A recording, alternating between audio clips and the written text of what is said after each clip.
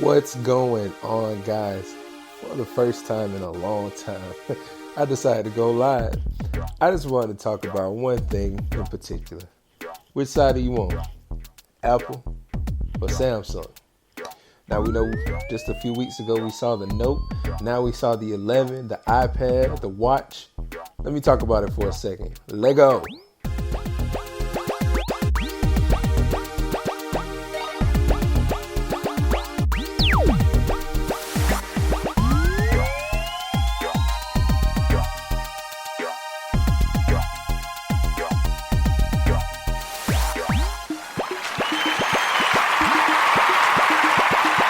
Oh yeah, oh yeah, oh yeah. Once again, this is your boy C Moody. Thank you for tuning in. This is Moody Talk. Like I said, for the first time in a long time, I'm live, baby. So, all I want to do today is just talk about one major topic. I guess this would be the modern age question. Are you Team iPhone, Team Galaxy, Samsung, or Apple? Now, this past Tuesday, we just saw the unveiling of not only the new iOS that they talked more about, the new Apple Watch, the Apple Watch OS system, the iPads, but the biggest attraction was indeed the iPhone 11, I think the 11 Plus, as well as the 11 Pro and the 11 Pro Max, giving you three cameras: the ultra wide, telephoto, I think the regular wide. But yeah. Now, while this phone looks dope, and it's now going to hold the fastest processor in, I guess, the modern media, even though I'm sure there's going to be some people of other phones. Like, I know while iPhone and Samsung hold that top tier level as far as like industry and market, there are a lot of people who love the phones like the Huawei, the Google Pixel, the OnePlus, all these phones that they have their own perks. I can't exclude them, from being awesome phones. Like, I've seen a few up, excuse me, I've seen a few up close and personal. A couple of my friends have it, and they seem like, they have great cameras. I didn't get to play with them personally to, see all the ins and outs of them. But, just as far as mainstream, it's definitely at the top of everything. It's iPhone or Samsung. And while these cameras are dope, the Note 10 is a whole nother beast on its own that just came out, maybe a few weeks ago, maybe even a month ago. And its camera, while I don't believe it added any kind of whole cheesy, I won't say cheesy, no reconfiguration of its camera section or whatever, the effects and the resolution are all things that's been, kind of really magnified. And one thing that, for me, if I'm going to go on camera right now, to me, I've had the first iPhone when it came out. I remember it's 2000. Well, I won't say the first. I had the iPhone 3G, I think, when I went to college, my first year. And I remember when the first iPhone 4 came out, I was ready to switch to something else. I kind of get I hate getting stagnant. And for the iPhone, I know I'm really about to give you a ramble about my history with iPhone or Samsung. But one thing that disappoints me about iPhones are just the fact that their software, as far as like how the home screen and the applications are, is just apps on the screen.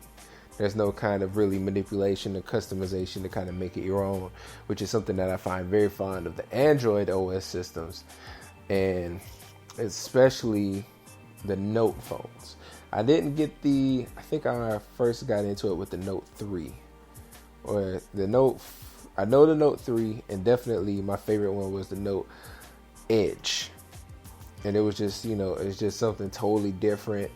It was Samsung has their own kind of marketplace that kind of makes it feel like something a little different from from the Android marketplace, even though it's still the same virtually. But one thing about the two, let me before I start going into my personal thing. While iPhones to me have a very crisp and sharp resolution, I believe Samsung's camera has notoriously been better because it's been brighter. And to me, because of the brightness, it makes it, you can see a little bit more. I feel like the resolution is a little bit sharper than that because of its brightness. And I feel like Samsung has the edge on iPhones, hands down. And if I'm not mistaken, I've always heard that, iPhone gets its cameras, this camera parts or whatever from Samsung, so there's that. But like I was saying, giving you my history, like I said, I had the first iPhone, kind of got stagnant with it. And I got into the game with Samsung, like I said, around the Samsung Note 3, definitely the Note Edge, around the Note 4 time. Love that phone. One thing that really hypes me about it, because honestly, why I say Note and not just particularly Samsung, is because while I like Samsung, the Note is what gives that edge to me as far as not being stagnant into the Android market, as well as doing something that peaks for me, for my interest, because I'm an artist. So I always want something to be able to draw and have it at hand like that. And that's what always has given the Samsung Note phones an edge to me. It's because you have that phone and you have that pen on the inside of it, and you can just pull out at any time to jot down notes, to draw on it, and just kind of, it gives a whole new perspective to phones. So I really like the Note phones. And if I had to pick at any time based off of that feature alone, I would always go to the Note. Off of that feature alone. Now, what I want to get to past the hardware, past the fact that the camera, past the fact of one having a pen, one doesn't, is the software. Now, I've always been told by this. I remember when I worked at an electronics retail, Best Buy, because it's not that we have Circuit City or anything else. But I remember an old man coming in, and he always said, the iPhone is a smartphone for dumb people. Now, for a while, I would strongly disagree with it, because the iPhone and the Apple market has like some of the most powerful apps, personally to me. And there's so many music editing, music creation, video editing, video mixing, or whatever you want to call it, videography, photography, doctorate stuff, like medical fields. Like there's truly a strong and profound and professional app for almost every aspect of the creative engine in business. So, and careers. So for me, that's why I love the software on that. Because even if I'm not going to be like an astrologist, an astrologist, or, somebody in a medical field, like there's some kind of, even the simplest apps are something that really can give you a lot and a deep understanding of stuff. And whilst Samsung, whenever I pitch that to somebody, everybody says that, Samsung or the Android operating system has these things to combat it. Now, like I said, I've had my share of Androids. I don't think I can say that I've went from one like branch phone to its successor. I've always taken the time to swap between each ones. And I think before I had this X, I actually had the Note. I actually had the X one time. Sold it because I think maybe hard times or whatever. And I got the Note 8. Then I sold the Note 8 because there was features as far as like the apps and the processing to it that I wanted and I missed. So I sold it so I can get me an iPhone X again. But he had a point. when he said it's the smartphone for dumb people. And not in the sense that iPhones are for dumb people, but the way they create these apps, not only is it so profound and intuitive, it's simple. Like, in contrast to Android, when I try to find a video or no, a music making, I've made beats for a time. And whenever I look for beat making apps, like either the stuff looks like I'm basically about to try and do coding rather than make beats, or it's like something that's like, it seems like it's broken, or it seems like everything's not all the way there. While as the Apple Store, you have these apps that are so easy. Like once you get it, you download it and say, all right, now push this. This makes this beat. Let's start making beats. Like I've never really had a time where I felt like I didn't know. Not only that I didn't know, felt like I didn't know what I was doing, but I never felt that I couldn't figure it out with just messing with it. There's plenty of times with plenty of apps on the Samsung market where, or the Android market where I've tried to do something and I felt completely lost and I didn't know like where to even go from it. And I'm not one to do tutorials. I really like to kind of play with it and figure it out on my own. So I rarely will look up tutorials if I don't know how to do something. So I'll just try something else. So that's been the biggest thing for me as far as like having these apps and stuff for it. That's what makes iPhone the best thing, because I'm somebody who, I like making beats. I like to draw. And which I will say this, while I'm not trying to go between the Samsung tablet market and the iPhone, I meant the iPads, Galaxy Tabs are iPads, just to say it correctly. I have an iPad, and I have the iPad Pro 11-inch, and I have the Apple Pencil. This has been phenomenal. It's a great pencil. It's a great pencil. I was about to say pen. It's a great pencil. Everything seems supernatural. I love how it's magnetically connected to it. So it's like it's, I don't have to struggle of keeping up with it on my own. And I have a case that secures it being magnetically clipped to my iPad. One of the UAG cases. It's an awesome case. UAG are awesome cases. And this isn't like a sponsored thing. Like I've just had two cases. I won a UAG case for my older iPad that I had from my job. Was phenomenal. My friend has a UAG case on his iPhone. He loves it. And I have, like I said, the first thing I went to was a UAG case for my iPad now. Awesome. I love it.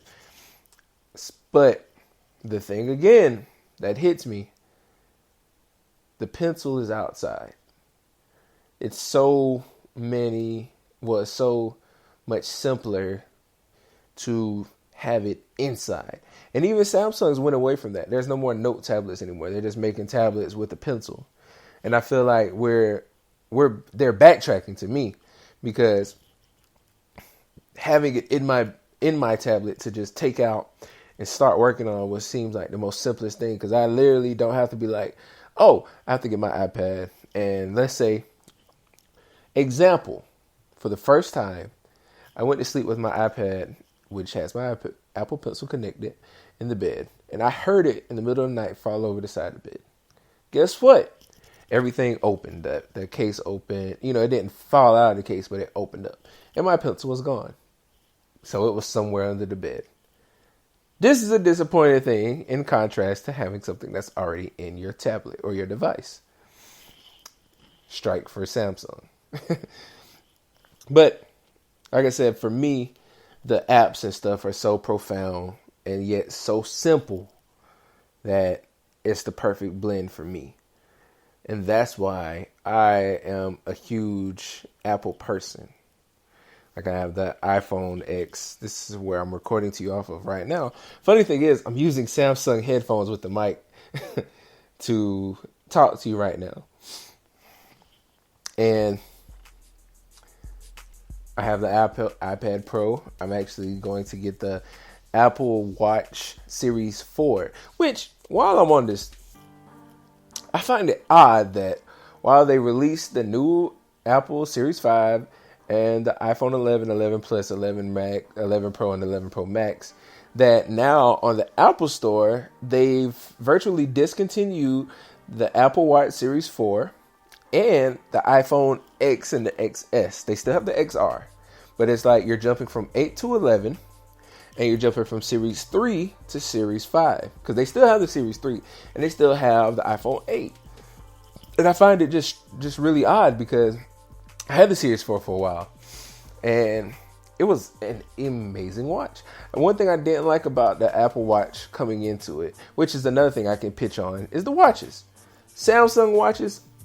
I've had the Samsung Galaxy Gear 2. And while this was a square watch, and that's been my biggest thing that I've tried to deter myself from even trying an Apple Watch when it started, was that it's square. I was like, this isn't what a watch looks like. I grew up with watches. You know, my grandfather had watches. I've got pocket watches for like as presents for Christmas stuff. I love watches growing up. So, you know, seeing it square, I was like, this is really odd. And I just kind of took a shot at the Galaxy Gear 2 at the time. I don't know, is it like a consolation? It was like a deal or something. But either way, I had it. My favorite watch. This is in my top 3 favorite watches up to date. It was, you know, that was like one where you can actually talk through the watch and all that. And it was ahead of its time, because none other watch can like actually talk to somebody on the phone through it, speaking and then hearing them. So yeah, that was just a really big thing that I loved about it. And I know I'm rambling right now, but I'm going to just say this, you know, the Apple Watch now is top of the line. And I love it for not only the features that it has, everything, you know, Samsung has its own features in its own way, but I love the traditional style of a watch. And I think it's perfect. I think the Samsung watch is perfect in its sense. I really do. Like it has the watch, it has the features, it has the face customization, and it feels like that watch. However, Apple has mastered bringing a futuristic idea and design into an accessory such as a watch. And why now that they made the screen bigger with the size 40 and the 44 millimeter, and the features and the countless apps that you can get on it, it makes me okay dealing with the fact that it's a square. It's not a traditional watch for me. Like even now I have a traditional watch. You know, it's just a digital Casio watch I'm wearing now. Had on sale for my job. But when the Apple Watch comes, guess what? I want to put it on. One thing I can complain about both, I don't think Samsung has it either. I haven't had a Samsung watch in a long time. They don't have a really good sleeping app. Granted, both watches I don't think last like well over 24 hours for me to wear it throughout the day and then let it track my sleeping. But one thing I've had a Jawbone. That's what it was, a Jawbone device. It was like an activity tracker, little band bracelet, but it tracked my sleep so like intuitively and deeply, and then, you know, it really broke down my sleep. It gave tips and stuff, and I really always wanted something since then to do it, because Jawbone's since been discontinued and they don't sell that stuff anymore. So I just really wish Apple or Samsung would really come into its own. I've seen an app that, you know, kind of promotes sleeping and sleep tracking, but it's not as deep. It's just like, oh, you went to sleep from this time, woke up this time. You woke up one time because it's all movement, but it's not really like going deep sleep, light sleep. This happened. How do you improve it? How do you disprove, you know, all this other stuff. But all in all, if you are somebody who really, and that's, sorry, I'm really rambling. I really just wanted to talk today. I didn't write anything down. And that's also a reason why I haven't been doing my podcast, because I really want to start breaking it down and having an order to it versus me just rambling like I am. But I said I was going to say which one is right for you. And one last thing that really makes a difference that I hear from all Samsung or Android users, they know how to manipulate the thing. They know how to break it in, you know, like how they say jailbreak for iPhones. They know how to hack into their phones and kind of get this stuff like get everything free. They know how to get whatever it is. Like they know how to truly get into it, like hacking into a system and customizing it and developing it to do anything extra. And you can't do that with iPhone. You know, iPhone is really structured and is really doing it for the security, because when you doing that stuff and hacking, you're at risk of other stuff and other softwares to kind of come into your device. And some people even know how to counter that. But with Samsung, with iPhone, it's just safe to be like, let's block all that. You have these apps, use it or lose it. But in short, if you are somebody who know how to do that, and you're somebody who is just kind of you really know how to work through the intuitiveness, or well, not the intuitiveness, the complexity of how apps are constructed in the Android market, then you have a really good advantage with Samsung, because your software, as far as like how the screen looks and being able to customize it with these widgets and do all these things and more, I think gives you a visually a better appeal and appearance than iPhone. Because I would much rather have like my books. I would always infamously have the ESPN widget where you can see the scores and kind of just tap on that. My book widget, so I can just kind of tap on which book I want to read right there. And the news or something like that. Those are usually my two main widgets how I do if I had an Android phone. And I love that. Like, I never got tired of that. Versus, there's just apps. And sometimes I feel like I'm clustered because I always download random apps just to check it out. It might be the app of the day, hear good reviews on it, so I try it. And it's just a weird feeling sometimes with the iPhone. It seems like they're putting too much effort into other things and not really making this simple thing to me. But thankfully, the iPad is doing something close to it by doing iPad OS with the new release of the iOS 13, which makes it more like a computer thing, which gives it widgets. So, plus.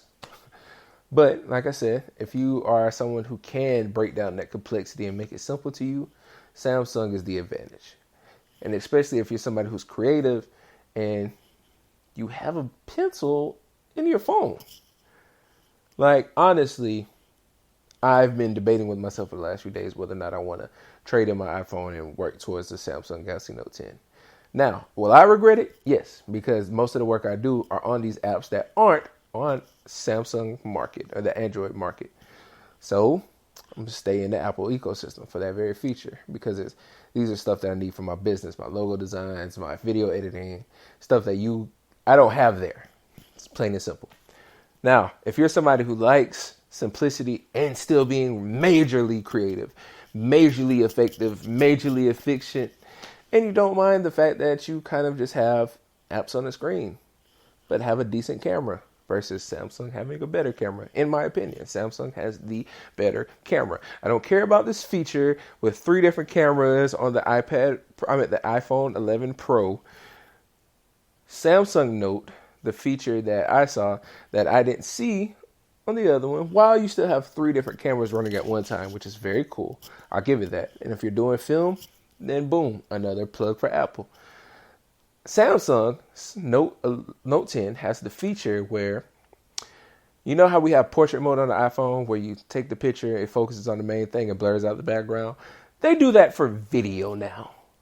And I don't remember seeing that on the iPhone 11 or the iPhone 11 Pro and Pro Max. Granted, I didn't focus on the whole thing because I was kind of having a regular life while listening to it. But yeah, that is another plug on why I think the Samsung camera is better than iPhone camera. But I'm really looking forward to it. Whatever the iPhone has to bring, if you're looking for that intuitiveness, if you're doing filming, you're doing music production, you're doing anything that you really need to use your phone as if it's your real computer to be your best self with your business or whatever ideas, iPhone, hands down. If you're somebody who just wants to live life and have a great phone, take great pictures, and then you might can take those pictures and kind of maybe start a photography business or something on the side, Samsung, hands down. Or you're creative and you like to draw. You draw things. There's only one app I know. Auto Sketch is the only app I know for Samsung that seems to be just as good as Procreate, because it's on iPad, and I use both of them actually, and both of them are good and bad in their own ways. Preferably because I haven't mastered Procreate like everybody else that I see yet. But in short, I really didn't mean to spend 25 minutes, because I'm still talking, doing this. I just really want to kind of express this. iPhone versus Samsung is something I always talk about, I always deal with. My family, some of my family goes back and forth with me between Samsung and Apple. There's some of my family that went straight from BlackBerry to iPhone and hasn't looked back. And some others just can get it when we can afford it. So, but once again, this is your boy C Moody. Thank you for listening to me. I'm not going to talk this much going live, but I'm glad to get this all out. Hope you enjoyed it. And until next time, be easy. God bless. Pray for everybody. And let's grind to be our best self. And if you're with me, be what God has intended us to be. All right? Be easy.